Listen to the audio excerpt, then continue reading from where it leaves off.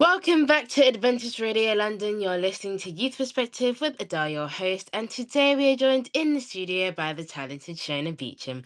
But before we delve into her story, let's begin with a word of prayer. Dear Heavenly Father, we just want to ask that your presence is with us, Lord. We just want to ask that this is an interview that can bless others and inspire others and be the beginning of a continuation of Shona's ministry and growth. In Jesus' name we pray. Amen. So, Shona, you're a musician, you're an event organizer, you're a teacher. Can you just share a little bit about your musical journey for the listeners who don't know you and how you came to be where you are today? Hi everyone. My name is Shona, as Adele said. I started in a choir. I think I was about 5 or 6. For those of you who remember, it's called Children Achieving Now. Stood for CAN, and it was run by Donna Kirk Bernard and Tina Brooks. So I'm sure some of you remember that, and some of you have no idea what I'm talking about, which is fine. But yeah, started in that choir, and I also started playing piano at the same time. And then I remember that choir, there was one weekend where they said, we've got a concert coming up, and if you want to play in the concert, it's a violin piece, like, here's a violin, here's the music, go home and learn it. And I wanted to play in the concert, so I went home and I learned it. And it was really very simple piece. And obviously I'd been playing piano as well. And from there, I went and I asked one of the teachers on site to teach me violin. And that is basically how my musical journey started. Went on to have lessons and then played in orchestras and stuff like that.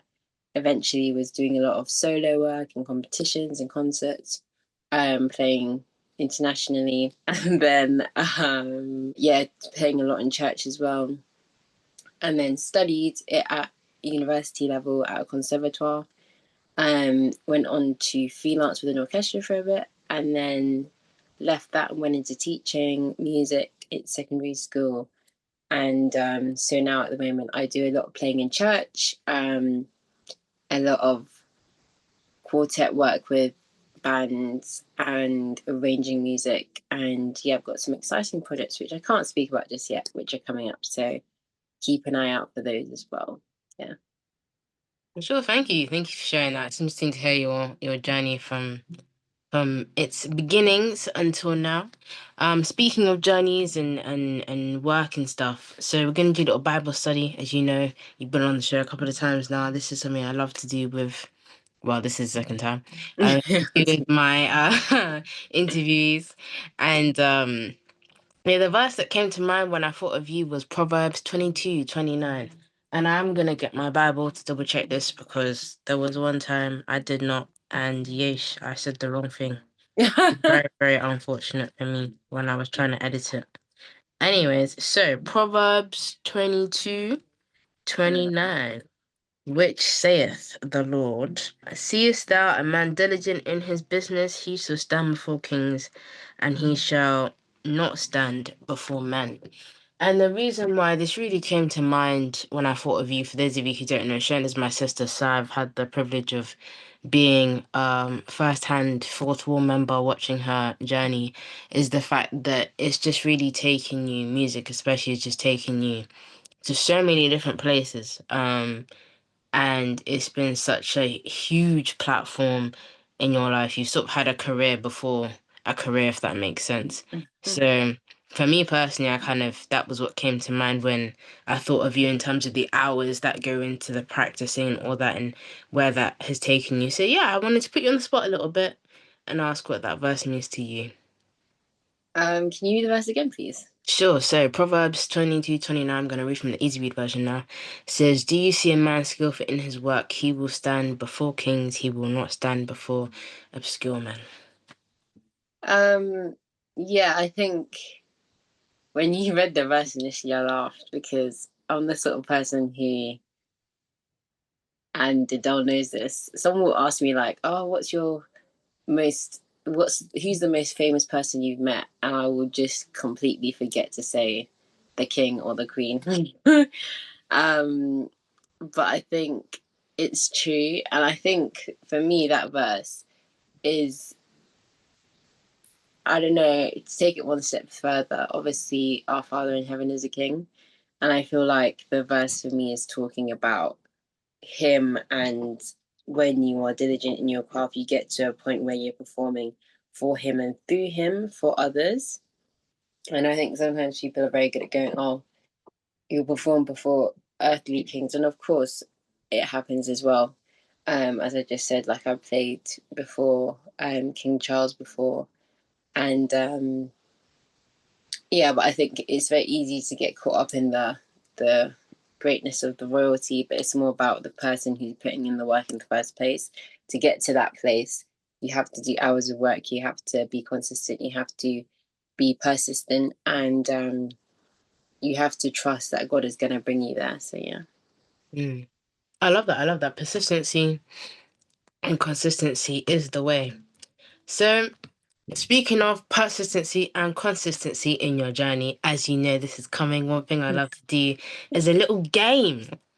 And the game we're gonna play is finish the lyric. Oh no, Now, I'm rubbish at this.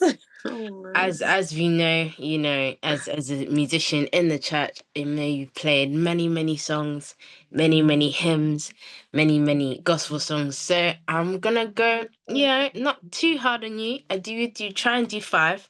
We'll start off nice and easy with some hymns. Um, and I I, just want to put a PSA out there. I don't need to know the lyrics. I just play the song. of course, but what are the songs without the lyrics? What are the songs that mean? um, Anyways, so we'll start off with a really easy one for you, yeah? Great is thy faithfulness, O God my Father. there is no shadow of turning with thee. Yes! Hey, that's the one. Oh, I'm glad I got that. That's good, right? What's another good hymn? I'm coming up with these on the spot because I actually did not pre-plan them. So what shall I go? Oh yeah, Oh okay. my gosh. Let's come up with the second one. See, guys, I'm using the lyrics because I want to make sure that I get it 100% right. Anyways, this one is so famous we can't even find the lyrics. Bro, where are the lyrics? Oh, here are the lyrics on hymnary.org. Why should I feel discouraged? So I didn't tell you what the hymn was. The hymn is His Eyes on the Sparrow. Why should I? Da da da. I don't know. It definitely started with why. The second lyric was why should the shadows come? Oh, Yeah. interesting. I've literally never sung that. I've always played it. Well, you Never learn sung that. something new. You learn something new. You learn something new. Right, now for the last three, we're gonna take it up in its difficulty a cheeky little bit. And yeah, man, what's that song? Let I'm me just find. saying, if you don't know it, I feel like maybe I won't know it. Just putting it out there. No, I think you will know this one. I think you will definitely know this one. So this one, I'm not gonna tell you the name because that would just give the game away. But it starts, brothers and sisters. I want to welcome you back to life. Back Yes, to the one. yes. Kirk Franklin, Who was indeed. your best father? I can't remember the rest. His best chapter, yes. If you know Shona, you know that this is one of her favorite songs. See, I'm a nice host and sibling. The other thing is, I feel like I'm very good at singing mumbled songs. I don't know if anyone else does this, and you're like, I want to welcome you back to life, back to the dawn. So. Actually saying the words. That's crazy. Oh, that's a learning thing for me. Bad. Guys, we have opened a new level of authenticity and vulnerability on the radio, ladies and gentlemen, as never been seen before. Right. Um, the difficulty is that I don't really know what Shannon listen to. That's a good thing, so you commit it's hard. Right. Got two more. This one's by Jonathan Oh, still McReynolds. going. That was free, mate. Jonathan Okay, the McReynolds, and it final goes, one. I find space for what I treasure. I find space for what I love. Not close, I make time for what I want. Oh, dang it. Right, we'll do one more, we'll do one more. I'll try and make this one nice and easy. Um, what's a good song? Oh yeah, I know a good song. I have to find the song though. Let me forget the song. Let me not I forget think the you song. should do one. Yeah, I don't need I to. am the host here. Yeah, Let's but not you've forget. never done a game, have you? Like, Exactly, because I host the show. that's Host quite the game. unfortunate. Nah, I don't feel deprived. I have the pleasure of watching all my interviewees squirm. It's great. Anyways, this one you should 100% get. I've made this super, super easy. So you get what's that? 3 out of 5? Yeah. Anyways, great are you, Lord. You know, I thought she was gonna go with blessed, and I was gonna be like, "We're blessed in the field. Great are you, Lord." That's the first lyric. We It's literally your sang. breath. That is the chorus, but I'll give you that. I'll give you that. I'll give you And that. what is the? Because I can't remember that being in the song. Yeah, so he starts to sing Great Are You, Lord, and then he goes, You give life, you are Well, love. that's not fair. That's not even a part. What's the lyric after then? What's the lyric You after? give life, you give love, you bring light to the darkness, Hey, you sing it. restore. Sorry. Yes. Anyways, I'll put you out your misery. That was good. That was a good one. You know, clap for yourself. Pat yourself in the back. But yeah, I no, say that. song lyrics and the stories behind songs. I mean, they're so important. They just really bring a meaning to the song and the story behind it as well. And so, speaking of stories behind things, I really want to understand what was it that really spoke to you about the violin of all of the instruments you could have played, like the piano and the cello and the bass and the cello, and the cello, really just all the cellos. What was it about the violin that really made you not want to play the cello? By the way, guys, I played the Yeah, cello. I was In case about you to didn't say know, that. Context: Adele loves the cello. I adore the cello. If I'm gonna be dead honest, I was 7 when I chose the violin.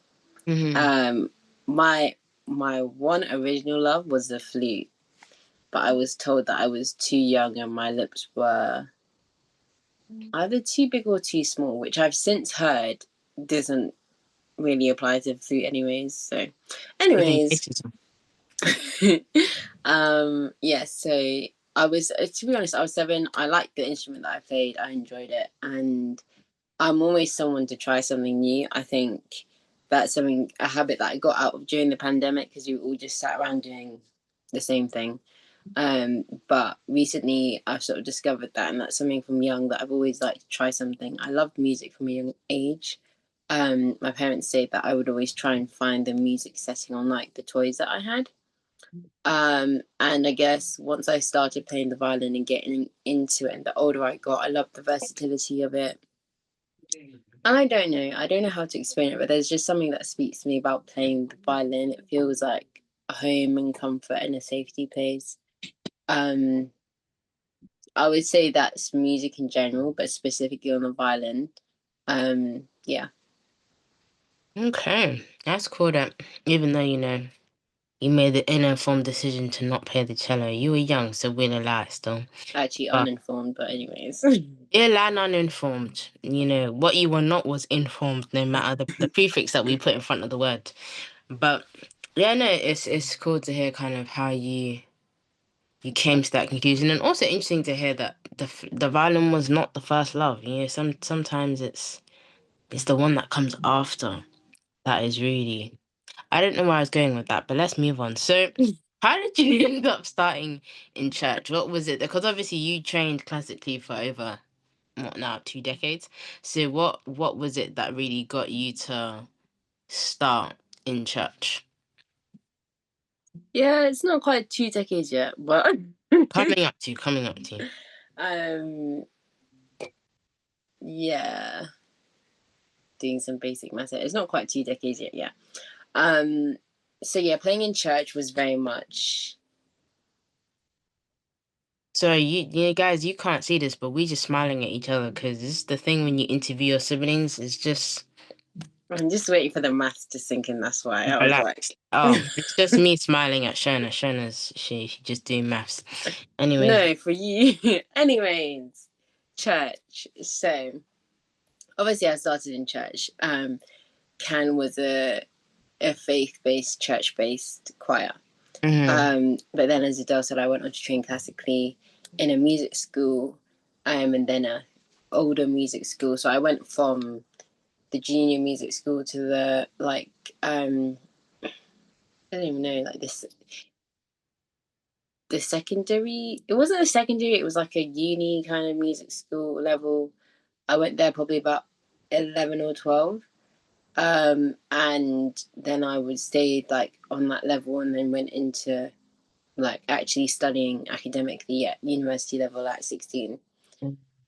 And I think I've always played in church. So I remember some of my earliest experiences playing in church were my dad telling me to get up and play because I don't even know why. But, anyways, he was very supportive and encouraging. To put that into context, I am naturally a shy person and an introvert. So I'm not the sort of person who will go to a new church and just start playing at the front because the other people are playing music. I'm like, yeah, but I'm not one of them. So I'm just going to sit on my chair. And my dad is the complete opposite. And he would very much encourage me to get out my violin and just join in and meet new people that way. And yeah, that was my first like earliest memory of that. And then I would play loads with the band for years. I was just playing violin and band in church, in the church that we grew up in. And then Dell started joining in, and then we started playing together. We would do like duets for special items. Um, and yeah, that was kind of how I started playing in church. Okay. Do you feel like your family had like a big impact in where you are now in terms of your music career? Because you mentioned your dad encouraged you a lot. 100%. I think we're a very close family, and I think the amount of hours traveling, sitting around at competitions, sitting around at concerts, for anyone who's done something to a professional level young, um, you will understand, you'll know the amount of time that you have to put into work and the amount of time that your family has to put in, that they sacrifice so that you can do things. Um, like when I was younger, I used to practice 4 hours a day, or that was the aim. It would be like 3 to 4 hours most days. Um, but the idea of going out and hanging out and doing things, that didn't happen so much because I was putting in all this work to become very good at something that I love doing. So yeah, without my family support, like my mum did loads of research before, or like just as I started, because at the time it was something I wanted to do professionally. So she did loads of research to work out how I could do that. Because neither of them are like musical. They don't have a musical background. They like to sing at church, but that's it.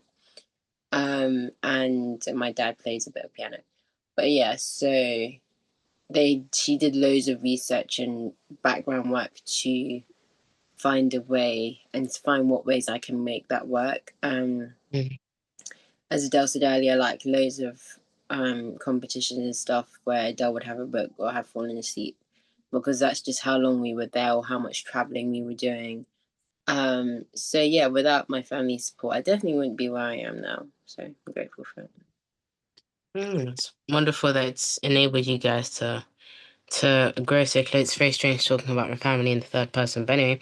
And obviously, your career has taken you across, as you said, the world to some extent, and to many different venues. What was probably the most memorable or most exciting experience that you've had playing in your time in the classical industry, or person you met, or yeah, event that you did, or person you. Um, I don't know that I have one memorable moment. I think there was a series of different ones that have made my childhood and my later years. I think when I was younger, um, we put up some pictures of Carnegie Hall and Royal Albert Hall on my wall because those were places that I wanted to play. And those are two of the like most prestigious venues, concert venues in the world.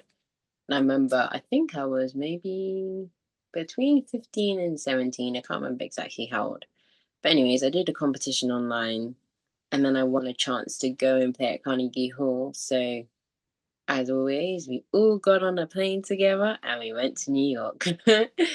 um, but I say it as a joke, but it's something that not many people have that opportunity to do. Again, I played at the Royal Albert Hall a few times, which is again something that people don't. You might get to go there and watch, but you don't always get to play. And I think at the time that those things happened, it was almost very normal for me. So I was just a bit like, yeah, okay. Like obviously there was a lot of hard work put into it, but it was like that was the circles I was moving in. It's only now that I've left those circles that I look back. Like I was Mm, at the palaces a few times, doing different events. Met King Charles and Queen Camilla. We were very nice people. Um, and then I was on Britain's Got Talent as well. And I think also for me, the way I am as a person, um, as I said earlier, I'm quite shy. I'm not someone who goes around telling everybody, and I did this and I did the other.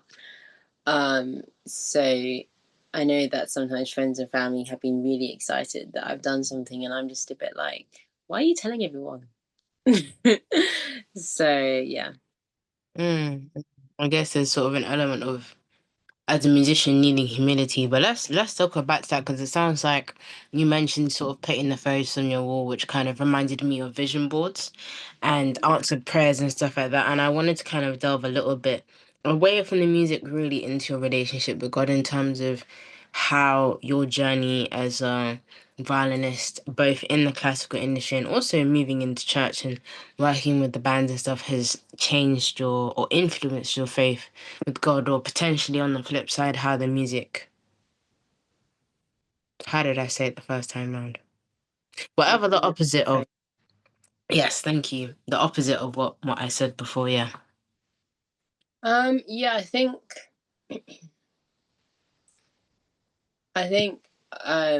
growing up there was periods where I couldn't go to church for different reasons because of music, and I think I was young at the time, so for me I didn't really think anything of it because it was like, for those of you who know and you're like born into church, you go to church because your parents have gone to church. You're not going to church because it's like, oh my gosh, this is amazing. Like maybe you know inherently you love Jesus, but you're not also always motivated at 12 to go to church. And it was about that point that I stopped going to church for a bit. So I didn't really feel like I was missing out on anything because it was like before I was just going because it was there and it was really fun and the people were great and I could play, and we had good lunches, but it wasn't like, oh yeah, Sabbath school was really enamoring today. So I think coming back into church and playing more happened just after the pandemic. So during the pandemic, I was doing so much work with church, which was again a new thing for me. And I did a lot of event organizing during that time, and like I did some recordings and sent them to church as well. And then coming out of the pandemic was I got a text from a friend, and he'd asked, "Oh, am I SDA?" And they basically had someone put out of an event, and they needed a violinist. And I think when it comes to my faith since then, I would say the biggest difference is that I have a faith. I think growing up, again, as I said, it was just there. I was there, it was there. We didn't really cross paths, but we both coexisted fine. And I wouldn't say I'm perfect at faith now or have a perfect relationship with God. It's definitely a growing one, but it's something that exists, and I can see God working in my life Mm, through, different.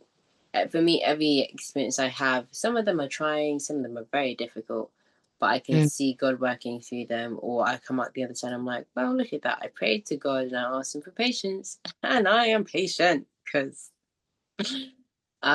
So I think, yeah, being it, and also I think with music, it's the ability to have when people come up to me after an event and say, "Oh my gosh, that was such a blessing."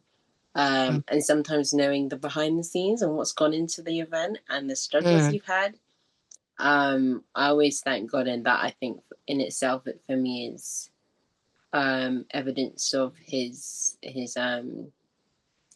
faith with us, because Mm, it shows me that he's still got us as musicians, and he's mm, still, whatever they heard and whatever I think I played can be two different things, but he's drawn a connection so that they're still blessed through, even though I might have been stressed or whatever. So I would say the biggest difference is that I have a faith in that it's growing for me. yeah, I'm into that. I'm into that. I think it's definitely a key part of the experience of being involved in church. It sort of keeps you there even when you don't want to be there. Yeah. And by default, no matter what you mentioned the challenges, and I was kind of reflecting on my experience as a musician, playing the best instrument ever to be designed. And as I was thinking about that, I was just thinking about how in when you face challenges that it causes you to rely on God so much more. You can't see it, but Shona's giving me the hardest side I've ever seen in my life. But it's okay because we will all accept the cello is the best instrument eventually. But yeah, no, it's interesting to kind of hear your experience and I relate to a lot in terms of what you were saying, and I hope listeners, those listening, you guys can potentially relate a little bit as well. I want to talk a little bit about now taking us a little bit away from the relationship with God and more towards the actual experience of playing in the church. Obviously, you've been MDing strings for a few years, coordinating string players, arranging lots of music for different groups such as His House or writing for albums, and most recently, ACC Camp Meeting, writing the music for that. And so I kind of want to get into what the experience is like being the strings MD, and what would you say is like the most unexpected skill that you've had to use in that process? But yeah, if you could, for those who are interested, take us a little breakdown of what it's like to be a strings MD, what that entails, and yeah, how you do that. Do that so well. So for those who don't know what MD stands for, it's musical director. But yeah, strings MD breakdown of what it looks like would normally be a call at some point from whoever's MDing the band to say, hey, we really want strings, or like a conversation at an event or something. Really want strings. Can you put together XYZ? And I'll be like, what songs are we playing? How many strings do you want? Stuff like that. Mm, And I think one thing which I will say wholeheartedly is, if you're a string player, even if you are not, for example, grade 8, but you know that you can play music and you love playing music and you're in church, please feel free to reach out to me on Instagram, or, I don't know, reach out to Youth Perspective and let them know, because it's hard to find string players. And we have sort of like a roster which we're building at the moment. But we would love to add more people to the mix. So please get in touch and we can have a chat. But anyways, so yeah, I'll sort of go through the list, see who's free, what instruments are needed. And then it will be a case of what songs are we playing. So for each gig, it's very different. Sometimes it's a case of the music's arranged and we have loads of rehearsals. Other times it's a case of the music's arranged, it's sent out, we have a rehearsal, then the gig. Other times it's a case of, like, most recently at Cam Meeting, um, everything, there was a lot going on the weeks leading up to Camp Meeting. So the music was completed just before Camp Meeting and during Camp Meeting. So a lot of it was sight read. And that sort of shows like the level of musicians that we work with as well. Um, and I think also the playing that we do, a lot of it is improvising sometimes as well. And I think it's a really good opportunity for people out there. If you're a string player, for example, you can play music well, but you're not so strong on improvising or sight reading. Like, playing with us gives you that opportunity to work on that. So yeah, so getting people together, getting music together, and then the really fun part starts when you get on site, and it's like getting chairs, making sure you have stands, making people sure people have iPads that are charged, microphones, in-ears, is the talkback mic working? And the most funnest part of all is the balance. So once you actually start playing, can they hear the strings? And I think we have worked with the media team in SEC and NEC quite a few times now, and they're really, really great. And each time it's okay, cool, this didn't work last time, what can we change for this time? Or this worked really well last time, so what can we implement here? And obviously, strings with the band is a very new concept. Like, it's, I think, 2 years old. Like, as in, like, big, like, events. Like, obviously, I've been playing with bands in church, and so have other string players. But at big events and at big concerts, it's like a 2 year baby sort of thing. So media teams have learned how to, or sound teams have learned how to mix bands. And strings are delicate and they're fragile, and they don't have the same um, volume depth as a bass guitar that you can turn the volume up on, or a keyboard that you can turn the volume up on. String instruments, you can give them as much as you can give, and it will reach a certain point, and then it's not going to go higher. So it's trying to make sure that the playing's nice and you mix it well with the mic so that it's not scratching or anything, and then that's mixed well so that you can hear it on, like, floating on top of the band. And most recently at camp meeting, we had an issue where the strings were playing in the same range as another instrument. And then it was a case of, on the spot, I was trying to think, okay, what's the range of this instrument? Which notes is it playing in? So then the strings, we have to play in these two other extremities so that it can be heard on the live stream. So yeah, I would say the skill that I've learned the most, which has nothing to do with music, but as an MD for strings, is flexibility. The, oh my gosh, I could come to rehearsal, but I can't anymore. And I'm like, that's okay. That's okay. Or keys as well. Like, we will have music written in a certain key, because when you write out the music, the way I transcribe, because I don't have the fancy software, is I listen to the music and I have perfect pitch so I can work out the notes. But then I have to break it down and work out what tempo it is, what time signature, what's the key, and everything. And then I have to write, I'll hear what is being played from the track and write it down. So then when you got your music written down like that, and then your praise team gets up and goes, actually, we've decided, can you do it 2 keys lower because it's a bit high now?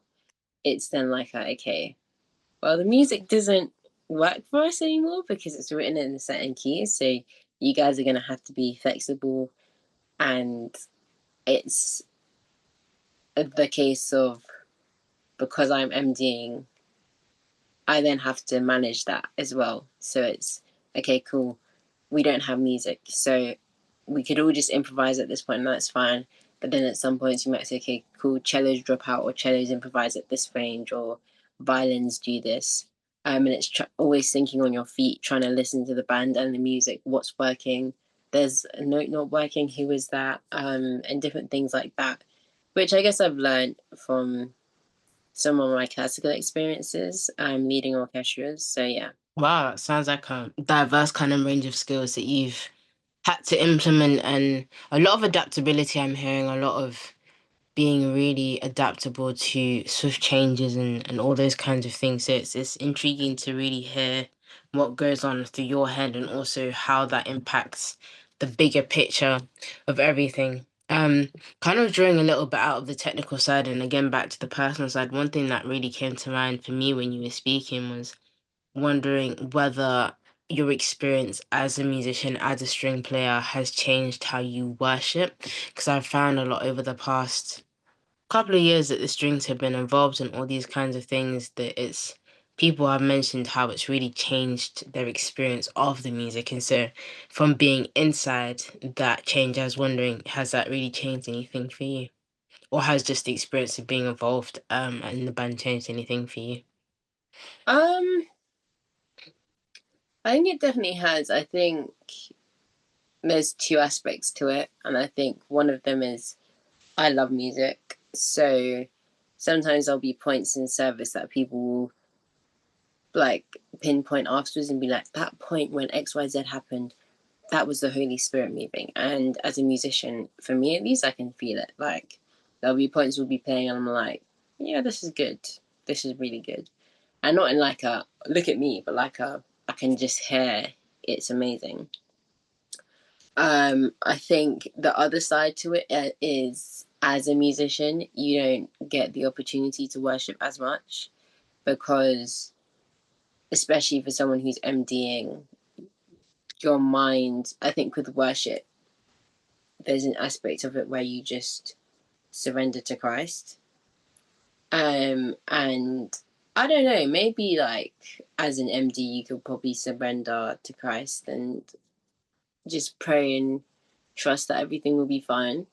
But there's also an aspect to it where you're in charge of that section, and you can't just go, I surrender. Like it just doesn't work like that. And I think it's been a long time since I've been able to stand on the audience side of worship, which is like the other aspect to it, where it's like you don't always get to have the or feel the like the change because you are in that change. Like when they do an altar call, sometimes I'm like, I'd probably go for that, but I can't. So I think there's two sides to it. One is that you get to feel the action from within the action and feel like the Holy Spirit moving, but then at other points you don't always get that opportunity because that's part of the role. So yeah. Sounds like there's quite a duality to being a part of the experience in terms of being a part of the experience and yet still not fully being able to experience it in a way. And so, yeah, I guess that's one of the things that comes with the burden, rather, I should say. I like to call it the burden of purpose when it comes to ministry, is that you remembering that you, at the end of the day, you do have a job to do, and as much as it will Mm-hmm. still bless you, you still have a responsibility to carry out, and sometimes it means that you experience an event in a completely different way to somebody else Yeah. who's just receiving.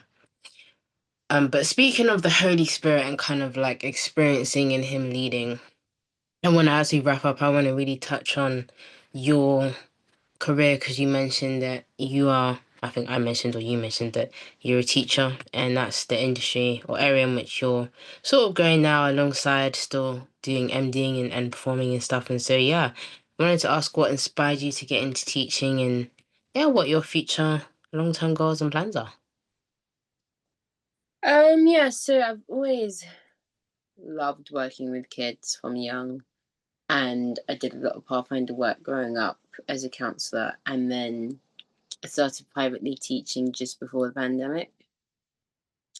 And then during my final year of uni, I had a module that was a teaching module, and I taught in a primary school for a bit.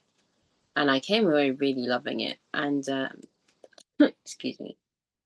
And yeah, off the back of that, and I think there was something else, but I can't remember quite what. But anyways, off the back of that, I decided to go and do a PGCE, which is postgraduate certificate.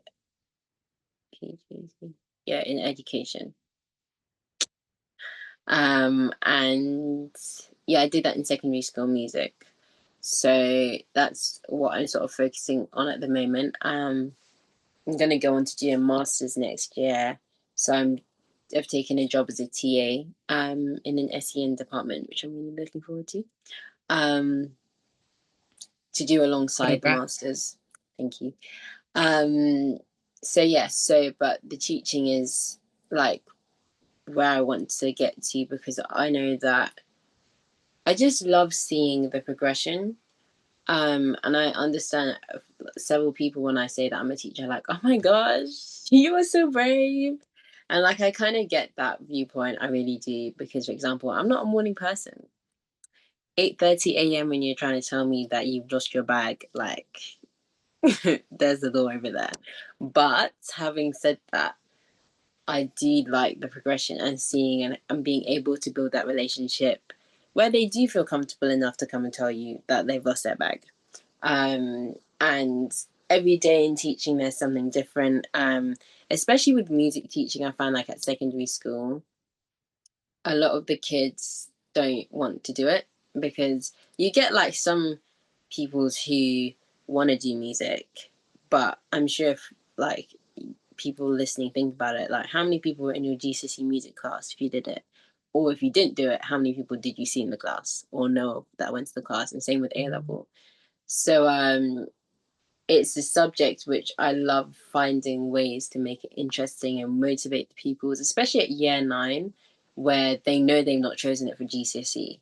And they're just like, I don't need to do this class.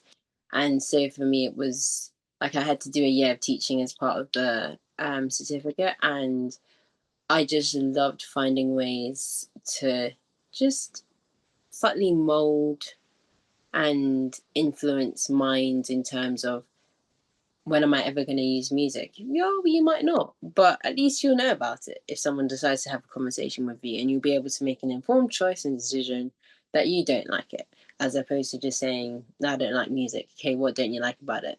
I don't know, because I never really listened to it. And I think, again, it's not so popular at like GCSE and A level, but yet all kids listen to music. Most people will listen to music every day. And so for me, that's a really fascinating thing to sort of, and something I want to research later more about. Music has such a big influence on everyone's life, but yet we don't want to be influenced by it. Sometimes we're like, yeah, I'm not a fan of music, but you're listening to music. So yeah, that's kind of where the teaching comes into it. Future long-term goals, as I said, I'm going to go and do some more study. Um, as I said at the beginning, I've got some exciting projects which are due to start this year, which I can't share yet, but I'll be sharing online on Instagram. So go and follow me at Shona B Violin with 3 N's. Um, if you want to like keep up to date with those. So yeah.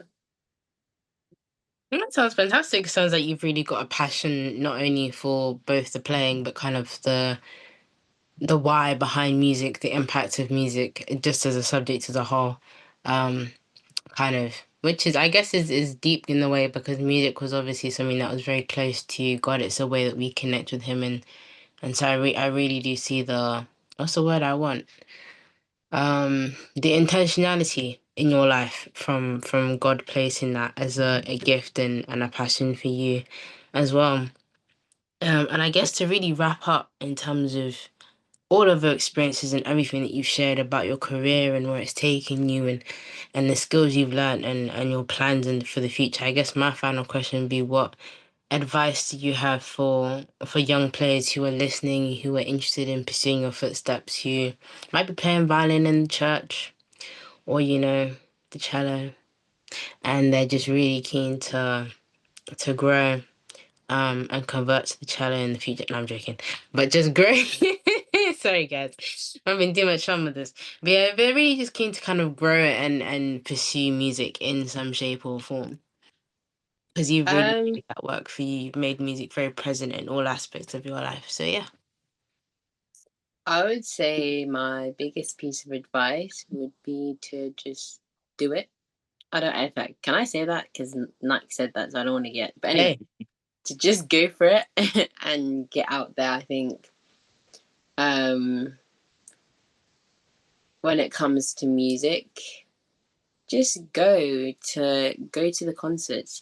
Write to myself, write to your people like Dwight Johns, Ainsley Johns, CJ Nichols. Your MDs out there and your keys players who will be able to then say, okay, cool, get in touch with Shona or get in touch with one of the other musicians, the other string players. Um, put yourself out there in a place where you can join in, and just have fun with it. I think sometimes there's this expectation, especially if you train classically, or you have a teacher that is classical, that you must have reached XYZ to do ABC. Just give it a go. Just give it a go. The way I got better at improvising was by improvising in church. And there were some times I can guarantee you the members of that church were like, wow, that's some interesting playing going on there. But they now get to see me at camp meeting and say hi and go, oh my gosh, I'm so happy to see you then. It's so nice to see the progression. So I'd say just get out and go for it. And in terms of pursuing my footsteps, I would say that your journey is your own journey. And that is the first thing you need to learn. You are not going to have anyone else's journey. Your journey might look different. It might be that you play in your local church. It might be that you end up on the stage at the GC session in America. That is your own journey. And if you're trying to follow my footsteps or anyone else's footsteps, it's not going to work. So that's why I say make sure you know it's your own journey. It's amazing, guys, and make sure you know it's your own journey. But Shona has said that if you need support, you want to get involved, be sure to find her on socials.